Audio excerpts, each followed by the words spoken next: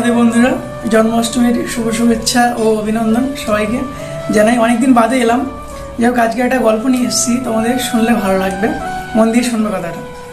তো দাপর যুগের শেষ লগ্নের দিকে যখন পাণ্ডব কৌরবদের যুদ্ধের আরম্ভ হচ্ছে, ঠিক সেই সময় দেবর্ষী নারদ ভগবান শ্রীকৃষ্ণের কাছে এসে বললেন, সবাই বলাবলি করছে যে আপনি পাণ্ডবদের পক্ষ নিয়ে কৌরবদের প্রতি পক্ষপাতী করেছেন। ভগবান শ্রীকৃষ্ণ হাসলেন, কোনো জবাব দিলেন না।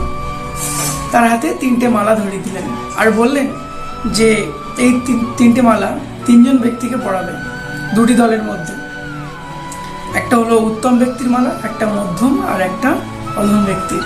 দেবর্ষী নারদ প্রথমে কৌরবদের কাছে গেলেন, গিয়ে বললেন সেই মালার কথা। দুজন বললেন যে এখানে উত্তম ব্যক্তি আমি, আর আমার ভাই মধ্যম দুঃশাসন,